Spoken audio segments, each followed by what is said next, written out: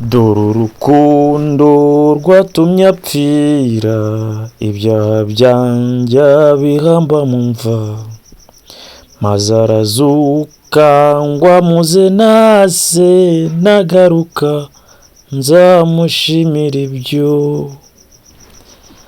Aya bakunzi ba diaspora mwenyewe, twongeye kubasuhuza tubifuriza kugira umunsi mwiza, cyumweru cyiza.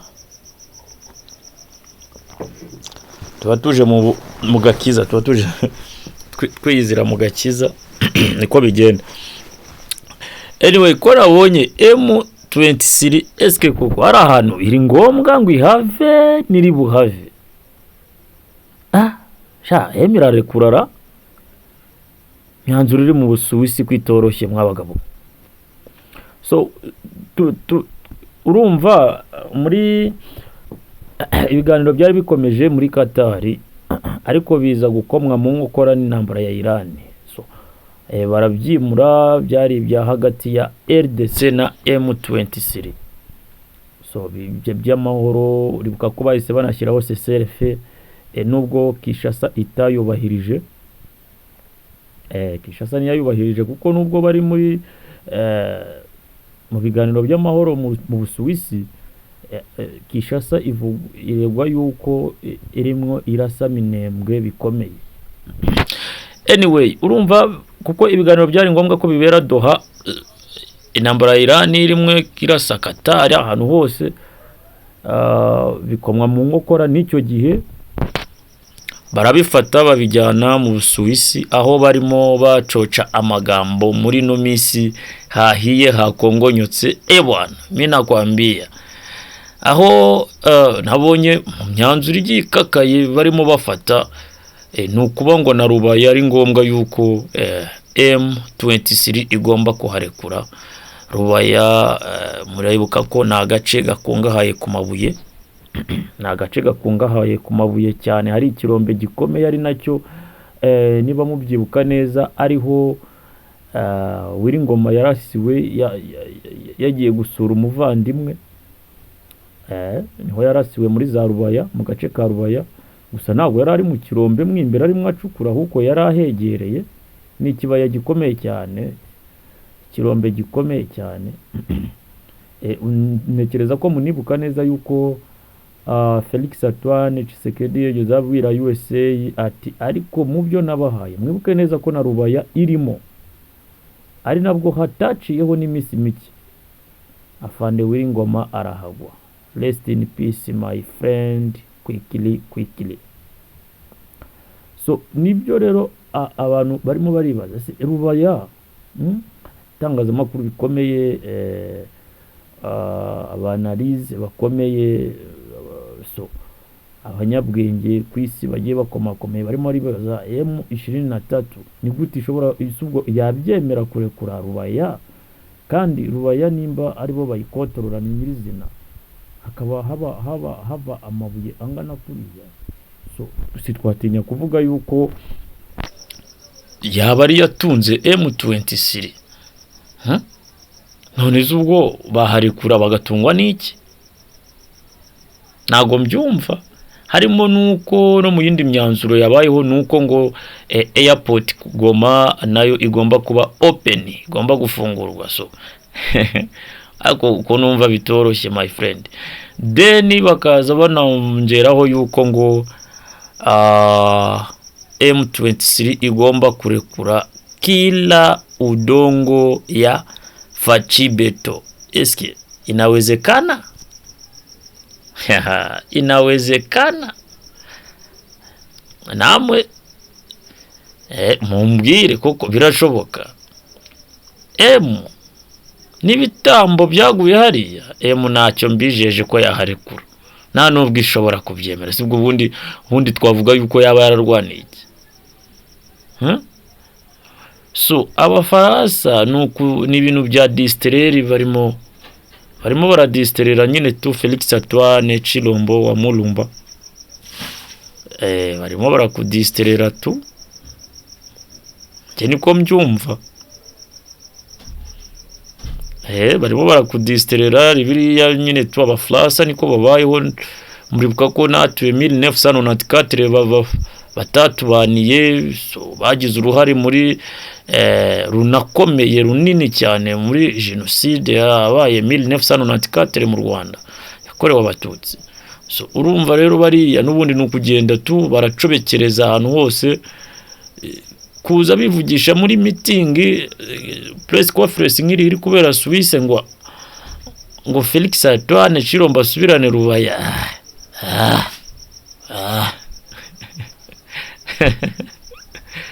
I don't know. Let's wait and see. Ahari buriya M23 nayo ni wamenya, ariko ifite abanyabwenge bwinshi ntago yabyemera. Ntago yabyemera kabisa. So munibuke rega hari yahatakaje abantu benshi cyane, abasoldiers benshi cyane, ku buryo udakwiye kuza wowe uri France uvuga ngo tomorrow ngo aeroport de Goma ngo igomba kuba ngo ouverture. Ntago byumvikana,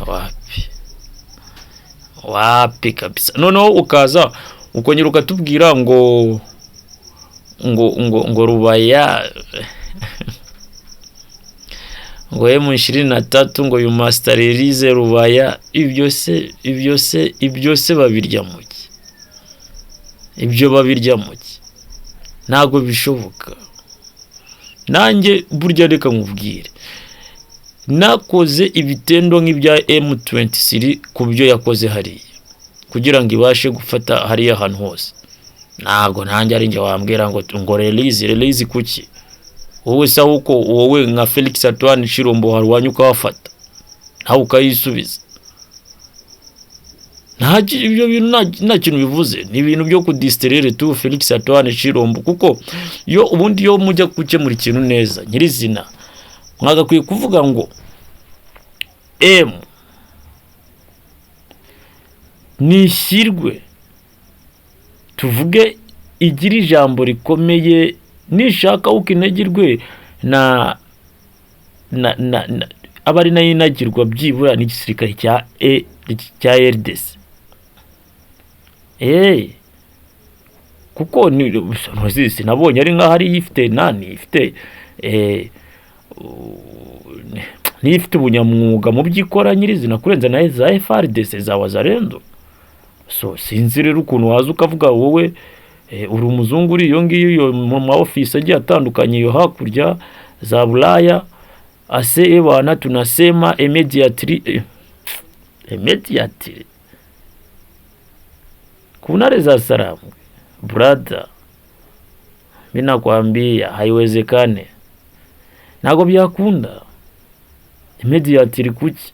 Kuko nimba iyo bikoze gutyo uba wirengagije icyo M23 yaje irwanira, iki ishaka. Ntabwo uri kucyumva uko urimo wowe uraza ari nayo mpamvu bakubwira ntago mwebwe nk'abazungu mukeneye gukemura amakimbirane ari muri Repubulika Iharanira Demokarasi ya Kongo. Reka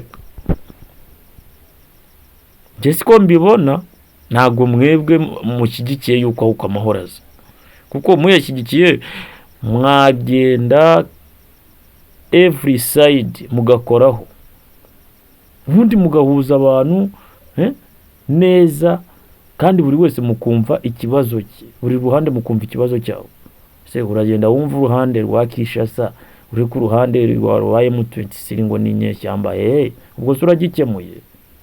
Uburambwira yuko umwana wawe uri ngoma, none aha niyo mwabamenasa bakiruka, M23 kiruka, barimo barabyara abana bari kubyara, n'ubundi ni babandi bazaza ari aba M23. None se umwana wawe uri ngoma bamubwira ngo urabona uriya mwana kwaza kunazakura brother, nakura ikibazo cya isi yarwaniye yapfiriye ku rugamba kitagezweho, n'ubundi azemugura intwaro aza ibintu mukuru ubundi murabizi. Ubundi abazungu ntarababwiye, abazungu nabo bazaza n'ingwe bazaza ningwe mu miji.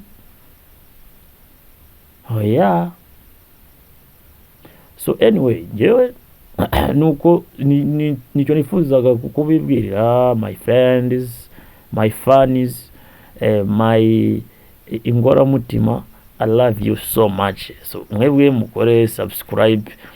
Ndimo ndabona urukundo niko naona kabisa mapenzi yenu. Mungu awabariki sana.